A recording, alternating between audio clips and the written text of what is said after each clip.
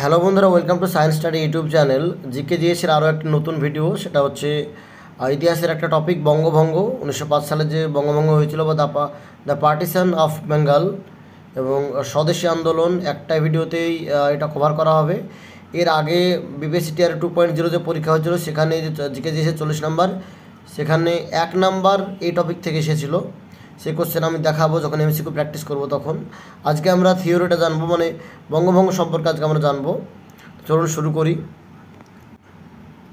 তো এই হচ্ছে note, partition of Bengal and the swadeshi and boycott, বঙ্গভঙ্গ এবং স্বদেশী বয়কট আন্দোলন সম্পর্কে আজকের ভিডিওটা। তো আমরা জানি যে লর্ড কার্জন 1905 সালের 19 জুলাই বঙ্গভঙ্গের পরিকল্পনা ঘোষণা করেন এবং 16ই অক্টোবর বঙ্গভঙ্গ কার্যকর করেন। এই দুটো তারিখ খুবই গুরুত্বপূর্ণ, বিশেষ করে 16ই অক্টোবর, যে কার্যকরের যে ডেট, মানে যেদিন কার্যকর হয়, ইফেক্টেড যেদিন হয়, সেদিন এই ডেটটা পরীক্ষায় দেয় কিন্তু অনেক সময়। বঙ্গভঙ্গ কার্যকর করেন এবং বাংলাকে পূর্ববঙ্গ ও আসাম নামে 2 রাজ্যে বিভক্ত করেন। মানে অনেক টপিকগুলো আমি বাংলা এবং ইংরেজি দুটো ভাষাতেই দিয়েছি, কারণ অনেকে বাংলা বা ইংরেজির সুবিধা, কারো বাংলাতে সুবিধার জন্য দুটো ভাষাতেই দিয়েছি। যার যেটা সুবিধা হবে সেখানে পড়বেন। Through a royal proclamation, Lord Curzon ordered partition of Bengal, creating East Bengal and Assam out of rest of Bengal on 16th October 1905. এটা যেটা বললাম এটা জাস্ট ইংলিশ এটাই। The British said that the existing province of Bengal was too big to be efficiently administered by a single provincial government. তো এটা কেন ভেঙেছিল, বঙ্গভঙ্গের কারণটা কি, তার জন্য এই কারণটা ওরা বলেছিল যে ব্রিটিশরা বলছিল যে বেঙ্গলটা একটা অনেক বড় একটা এলাকা এবং সেটা মানে যে অ্যাডমিনিস্ট্রেট করা খুব প্রবলেম হয় সেখানে, এই জন্য এটাকে ভাঙা হয়েছে। এটা তাদের মত, তারা বলতে চাইছিল এটা।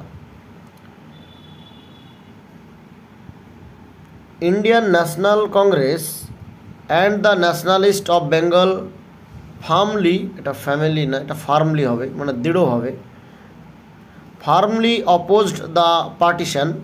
মানে জাতীয় কংগ্রেস এবং বাংলার যে জাতীয়তাবাদী যে লোকগুলো ছিল তারা কিন্তু এটার খুবই মানে দৃঢ়ভাবে এটার প্রতিবাদ করেন।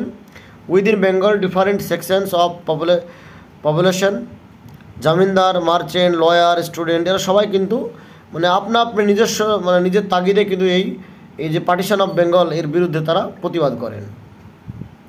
তো কারা কারা প্রতিবাদ করে এই কোশ্চেনটা কিন্তু দেয়, ঠিক আছে? জমিনদার, মার্চেন্ট, লয়ার, স্টুডেন্ট। এরপরে খুবই গুরুত্বপূর্ণ একটা point, Rabindranath Tagore composed the national song আমার সোনার বাংলা, আমি তোমায় ভালোবাসি, এই যে song for the occasion. This song was adopted as national anthem by Bangladesh in 1971 after its liberation from Pakistan. পাকিস্তানের সঙ্গে যুদ্ধবিরতির পর এই 1971 সালে বাংলাদেশ আমার সোনার বাংলা আমি তোমায় ভালোবাসি এই গানটাকে তারা তাদের জাতীয় সঙ্গীত হিসাবে নির্বাচন করেন। এবং রবীন্দ্রনাথ ঠাকুরের এটা লেখা, ঠিক আছে? এটা এখানে বাংলা এটা লেখা আছে। রবীন্দ্রনাথ এই সময় আমার সোনার বাংলা গানটি রচনা করেন, যা 1971 সালের পর বাংলাদেশের জাতীয় সঙ্গীত হিসাবে নির্বাচিত হয়। গুরুত্বপূর্ণ পয়েন্ট, কোশ্চেন দেয় পরীক্ষায়। 1905 সালে 16 অক্টোবর রাখি বন্ধন উৎসবের আয়োজন করা হয়, খুবই গুরুত্বপূর্ণ পয়েন্ট। রাখি বন্ধন উৎসব 16 অক্টোবর হয়েছিল 1905 সালে এবং সেটা বঙ্গভঙ্গের জন্যই হয়েছিল। নেক্সট আমরা দেখব 1905 সালের আইএনসি বা ইন্ডিয়ান ন্যাশনাল কংগ্রেসের অধিবেশনের সভাপতি গোপাল কৃষ্ণ গোখলের নেতৃত্বে প্রথম স্বদেশীর ডাক দেওয়া হয়, মানে স্বদেশী জিনিসপত্র ব্যবহারে ডাক দেওয়া হয়। Benaras session of INC 1905 presided by G K. Gokhale, first call for Swadeshi, প্রথম স্বদেশী ডাকটা এখান থেকে দেওয়া হয়েছিল 1905 সালে আইএনসির যে সভাপতি হয়েছিল, না আইএনসির যে সেশন হয়েছিল সেখান থেকে। Meeting of INC at Kolkata 7 August 1905 resolution or two boycott British good was adopted. মানে ব্রিটিশ যে জিনিসপত্র সেগুলো বয়কট করার জন্য কলকাতায় একটা মিটিং হয়েছিল 7ই আগস্ট এবং জাতীয় কংগ্রেসের, এবং সেখানে এটা মানে বিদেশি যে পণ্য বয়কট করবে তার জন্য এটা মানে ডাক দেওয়া হয়েছিল। 1905 সালে 7ই আগস্ট কলকাতায় আইএনসির অধিবেশনে বিদেশি পণ্য বর্জনের ডাক দেওয়া হয়। বঙ্গভঙ্গ বিরোধী আন্দোলন থেকে এই স্বদেশী আন্দোলনের জন্ম দেয়।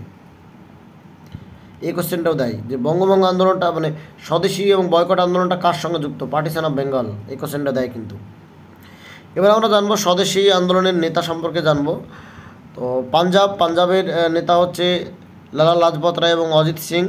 দিল্লির হচ্ছে সৈয়দ হায়দার রাম্বা।